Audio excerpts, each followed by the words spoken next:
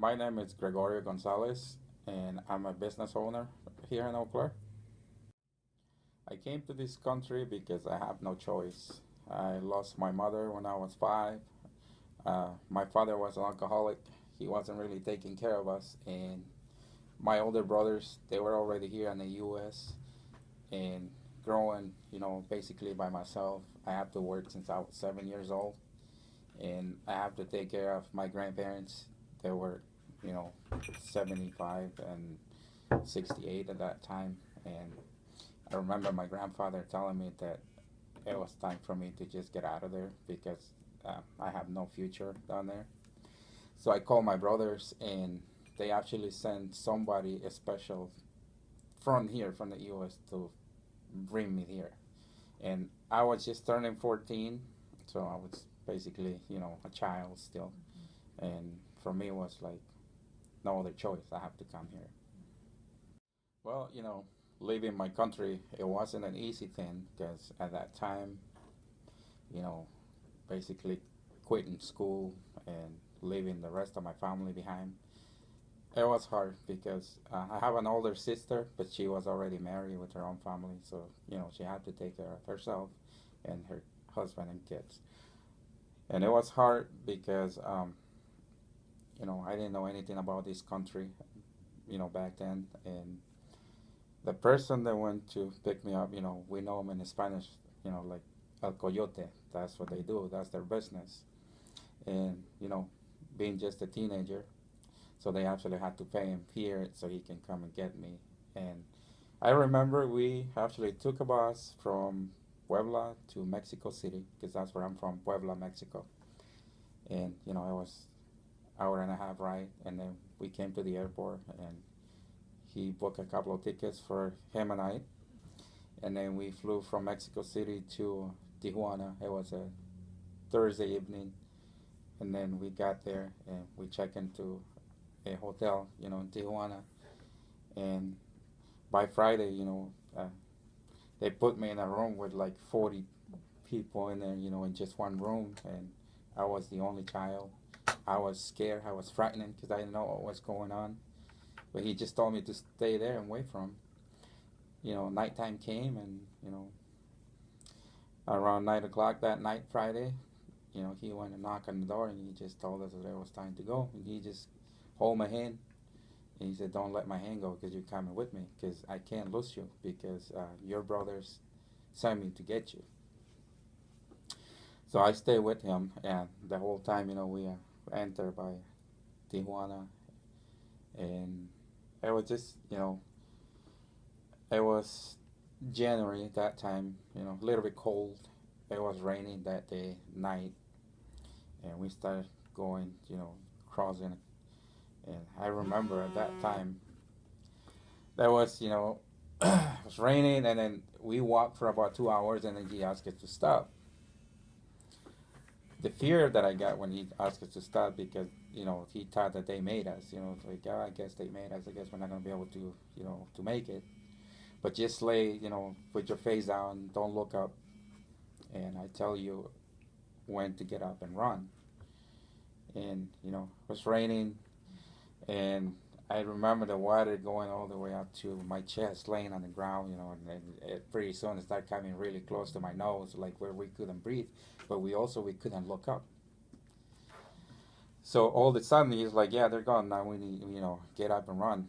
Just follow me and run." And then he grabbed my hand again, and we kept going. And we walk all night. We walk all night, and we stop around 4 o'clock, Saturday morning, and it was in San Diego. And he just said that there was a van that was gonna come and take us around 6:45. The van show up, and he asked me to run. He said, "Don't look behind. You're the first one to go, and you're gonna be the first one to get in, and I'm gonna make sure of that. So you need to run." So when he gave me the signal, I just took off running, and I got in the van. But I didn't know that. I mean, everybody made it eventually, but they were all adults, and they actually lay us in the van like logs. Like one with the feet there and the other one there, just on top of each other. I almost died because they put all the weight on top of me. 14 years old, and I had to like carry everybody in my back. I almost died. But I made it for a reason, you know. I made it, and I'm still here.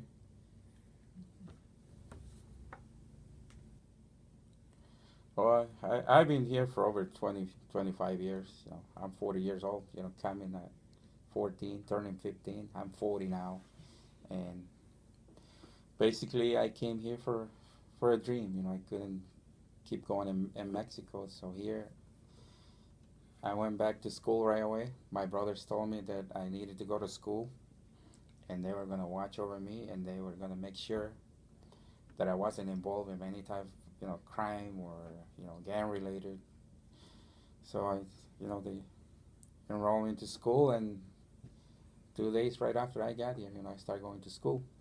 But the first experience that I have, and it was for me a big impact and made me keep going, is that I remember one of my brothers, and I won't say his name, but he gave me $5 and he left to work. He's like, I love you. You're my little brother. Here, take this. And you'll hear the sound of the ice cream truck. Normally, they come around 2 o'clock in the afternoon.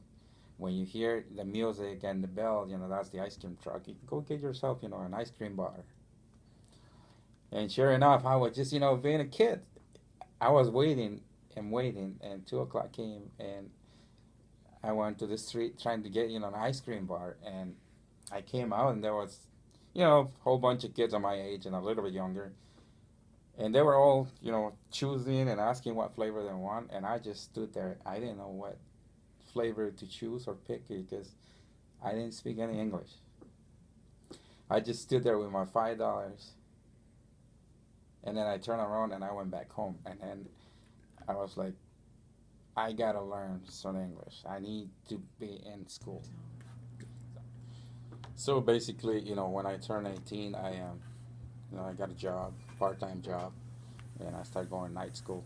And another challenge for me was that my brothers were so busy with their own lives, and I was thankful that they helped me a lot. But there was times where school ended at 9:50, and I had to ride the bus home. And sometimes they were so busy they couldn't really pick me up. So I had to leave the class 5 minutes before the ending time because I had to literally run trying to catch the bus. And if I miss the bus by 2 minutes, then I have to walk. And I had to walk for about 15 miles, which it took me forever. I have to do it several times where I had to walk. And being in East Los Angeles is not an easy thing to be, and that's why it was another challenging thing for me to just get out of there. That wasn't for me. I was thankful to my brothers that they brought me there, but growing in East Los Angeles, you can't really raise a good family. And so, but, challenging things. I remember, being 18 years old, and I was a really good soccer player. And back then, there was no professional leagues except for playing for the university. And there was a very popular team at that time, and it was LA Salsa. And my brothers always took care of me and told me that I was probably going to make it being, professional player. But I needed to be careful what teams I was going to join and play. Now, 2 weeks before tryouts with the LA Salsa, I was playing with a league that the guy was from Guadalajara, Mexico. I remember his name, Mario. Really sweet guy. He was the head coach, and we all had time, good times playing. But we were playing against a team that guys they were from El Salvador, and we all know that they like to play rough. They challenging. They like to play rough, and we were up by three to nothing, and I remember one of the guys was so mad, and he told me to watch out because I wasn't gonna leave basically the field on my 2 feet. That's what he told me that. And sure enough, 10 minutes later there was a play, and I was gonna stop the ball with my chest, and I did. I stopped it with my chest, and I was ready to kick because I'm a lefty. He came flying and hit me right on my kneecap and actually dislocated pretty bad. So then couldn't walk for 8 months, and not having insurance, and we have to struggle with all that, and it required surgery. We didn't have the money for that either, and we just had to basically do therapies and try to get it back in place.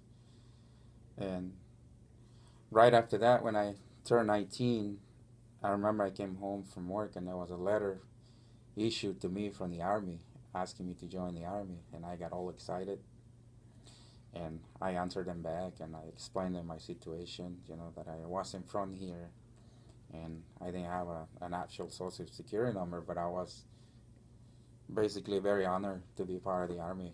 For me it was like a dream coming true, because I always dream about doing something like that.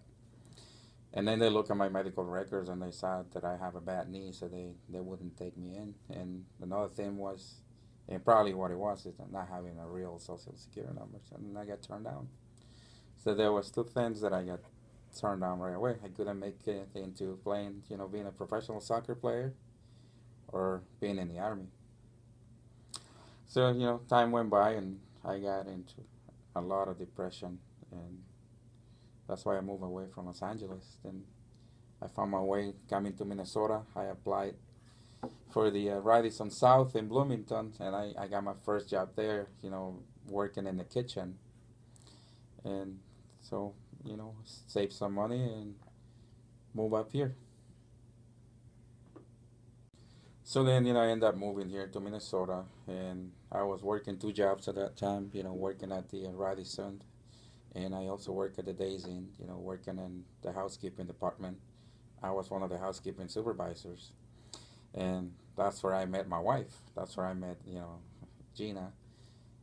She was actually, she got hired to be the housekeeping manager, and we started talking, and we got along pretty good. 2 weeks later, we started going out. Things, start moving, very fast. We actually like fell in love right away, and within 2 years, and then we have our first child. And then I started going, from being in Brooklyn Park, Minnesota. She's actually from Wisconsin, and she always thought about moving back home. And we decided to try. Then we have our second child, Isabel, and we moved back where she was from in Hudson, Wisconsin. And then I started my other job working for Hudson Country Club. That's where I started working. I actually moved, from job to job, trying to gain experience, and I always, every place that I've been, I always been like successful because I'm a very hard working man, and I always put, a lot of dedication in what I do, and they were very pleased every job that I have, and but I always dream about having my own business.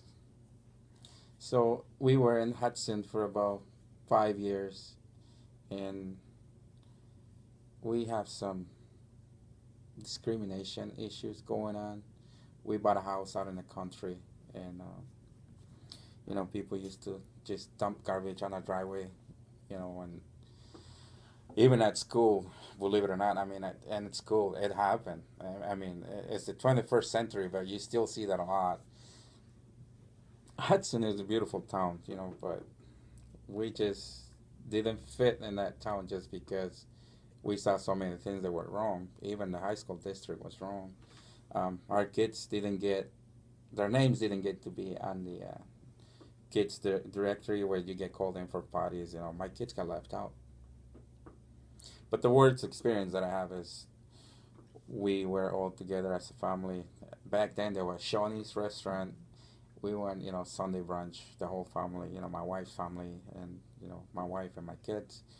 And as we were sitting, big group, the whole family, there was another family behind us, but it was a senior, and he just started talking about like it was a shame how another races get to sit at their tables and eat their food, and he just kept going on, and I tried to ignore that, but he started getting more offensive, and finally, my father and I, got up and, went to talk to the manager. Instead of confronting that person, because we didn't want to create any trouble, we went and talked to the manager, and, we told him what was going on and what he was saying. And I just told him that, I was there with my family to have a good time and enjoy our food. And if that wasn't going to happen, either he was going to have to leave or we were going to call the cops.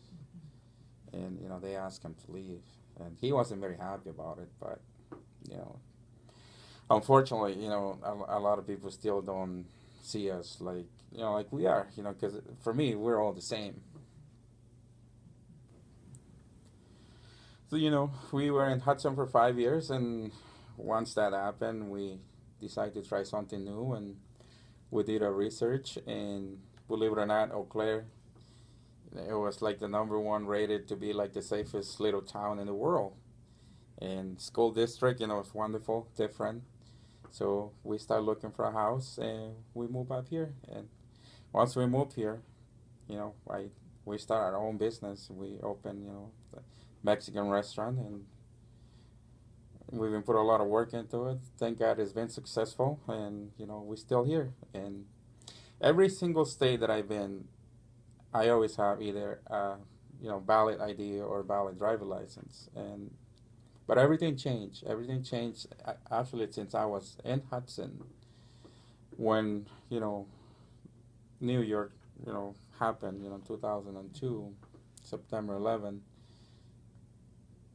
We lost everything. We lost everything that we have. We got affected by it, even here, because at that time, you know, 14 years ago, being that young still, and I have a really good job. I was working in a nursing home in Hudson, and I was the sous chef, and I love my job. Not just because it was good pay, but I also love my job. I love the residents. We always used to go in and talk to the residents, and I remember one morning it was December, almost the end of the year. They called me into the office, and they told me that I needed to fix my situation because my name didn't match with my social security number. That was another big hit because to me it never crossed my mind because I grew up here and I speak the language, and I developed myself here pretty good. I never thought that something like that could have happened to me. But reality, I mean, you know, they brought me down and basically told me, you're not from here. You don't belong here. You need to fix your situation. And I was embarrassed because I didn't know what to say. All I said was, yeah, I'll fix it. Give me a month or so and I'll try to fix it. And the first thing I did, was we went to Chicago because there was no Mexican embassy or consulate in St. Paul like it is now. So we went to Chicago, and the first thing I got issued was my passport. That was the first thing I needed.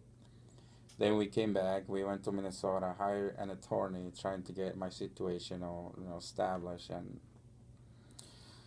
But all the laws got frozen. I wasn't really issuing anything at all, as far as visas or giving you work permits or anything like that.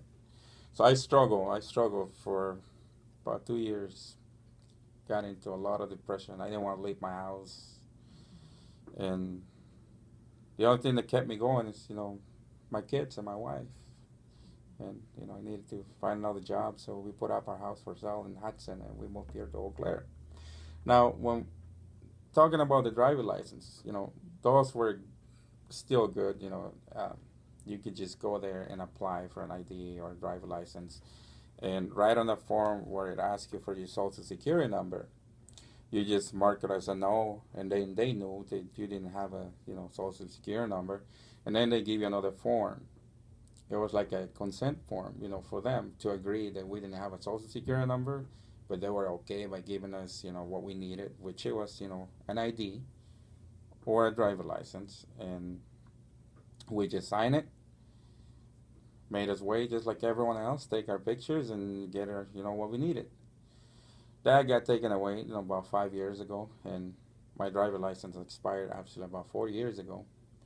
And since that expired, I've been driving with the worst fear And I have to drive because I'm a business owner, and I can't depend on larger companies to bring our supplies because sometimes they don't carry what we need, or sometimes they get to be too expensive. And being a small business, I need to do what I need to do in order to get my supplies. But this really has affected not just me. I mean, my whole family, because my kids see me when I get into that car every day. When even when I drive into school, that I'm just frightened. Just with that fear. Even seeing just the police officer doing his job. Because that's what they're doing. They're doing their job. They're not doing anything wrong except that they're doing their job. But for us, getting in that car and driving, and either getting behind us or sitting on the side and thinking, oh my God, I can't really make a mistake. If I do make a mistake, they're gonna follow us, and they're gonna start questioning us. They're gonna start questioning me, asking me for my driver license, which it already happened. 2 years ago, I got a citation, and I dropped one of my employees. He needed a ride. I drove him home, and on the way back to my house, there was a state trooper sitting, right off Highway 12, and he followed me, but he followed me for about 5 miles, and never stopped me, never put his lights on until I got to the stop sign right over here by, right off of Fairfax, and I believe it's Blakely, I think, and right at the stop sign. I was gonna go because I thought, well, I guess I'm not gonna get pulled over. He's not doing anything. Once I tried to get to go across the stop sign, there you go, lights on. So I had to pull, I had to pull on the side of the road and wait. And he came up to me and he said, "Do you know why I pulled you over?" I said, "Well, I know exactly why you pulled me over. I'm not gonna lie to you. It was my driver license." He was like, "Yeah, that's right.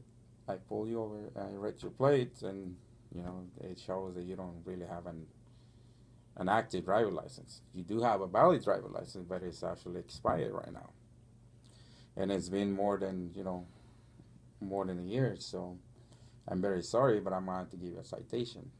And you know, can't argue if you're doing something wrong. And I just said, "I'm sorry. I know this is wrong, but I'll try to fix it. Try to fix my situation." And gave me a ticket. Then I went to court, and I've been struggling for the past 2 years, going to court every 3 4 months. They keep changing my dates because they want me to fix my situation. They don't want me to pay. They want me to get my driver license. Every time I go in there, I want to pay. I just want to pay the fine and just be done with it because I keep going back and I keep going back, and they just keep telling me the same thing. If you can't get your driver license, you're just gonna keep coming back until something changes. So the point here is, it's not just for me. It's for everyone else that is, from another country that are here illegally, like me. Get into your car because you need to go to work, or if you have a family emergency, or you need to go and pick up groceries, or medicine, or you have a I don't know, something at school, and that fear that we have for not having a valid driver license has really affect us, big time. So not having a valid driver license, it has really affected my business and everything in general. To begin, I can't really process well, I've been waiting for 12 years trying to get my visa and my social security number. And by not having those two things that I need, I can't really get my driver license reinstated. And that's really affected me big time financially because every end of the year when we have to file our taxes, we go in, and if there is credits that they need to give you back in return, I don't have the privilege to getting those back.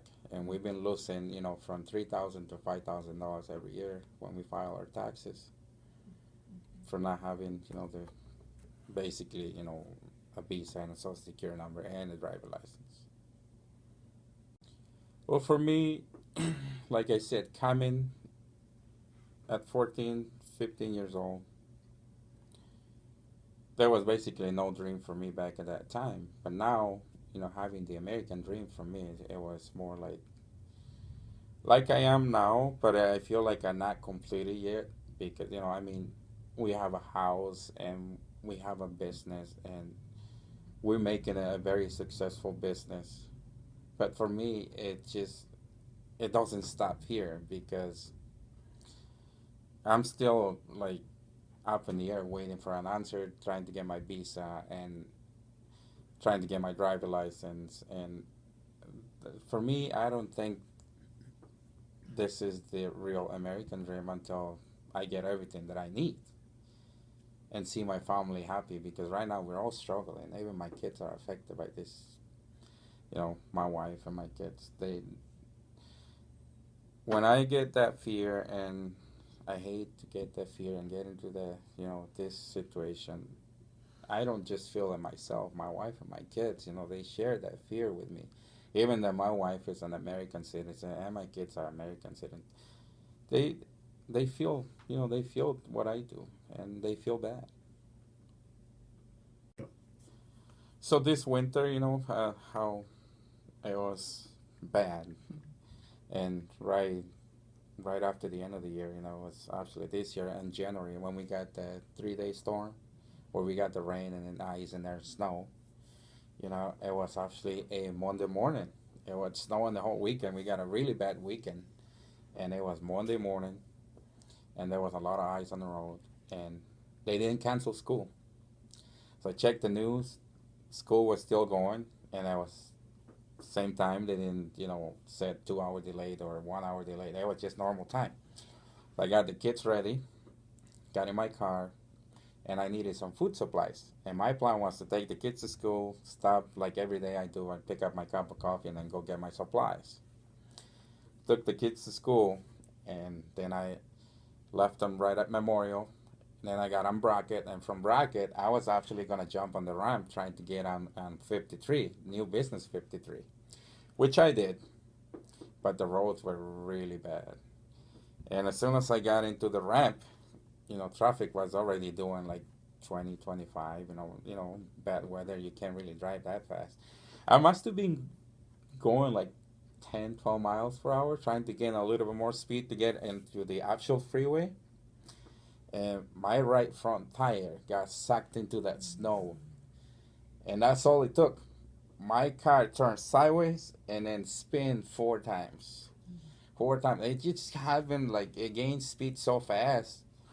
And for me, it was like the worst fear that you can ever imagine because on the last turn, I happened to open my eyes and there was those big metal light poles that they have on the freeway just coming up to me.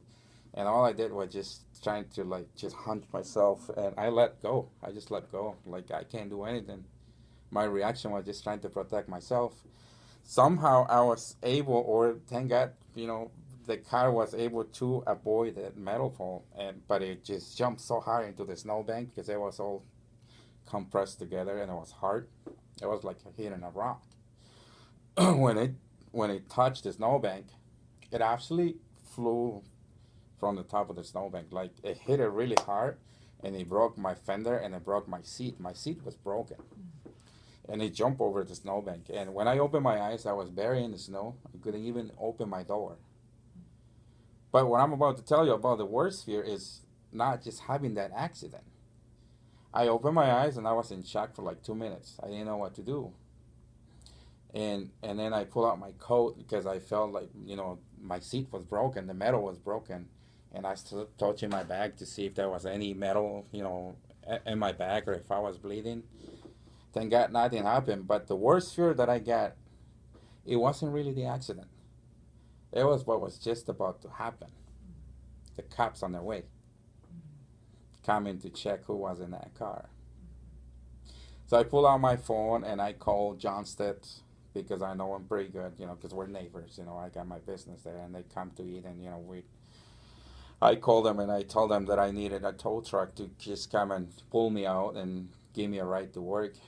They don't know my situation. They don't know that I don't have a driver license. They just said, "Oh, we'll be there in 10 minutes." Waiting those 10 minutes for me was like waiting for 10 hours with the fear that the state patrol was going to come in anytime soon and check my status. And if I would have been having another ticket for me, I mean, that was going to be the end because I was already told that if I get another citation, this could be jail time for me. If I get another ticket, I mean, I'm done. I could do like from 90 days to a year, 2 years, who knows, or pay. But they don't want me to pay. But that was the worst fear, waiting and hoping that no cop would show up, which thank God nobody did.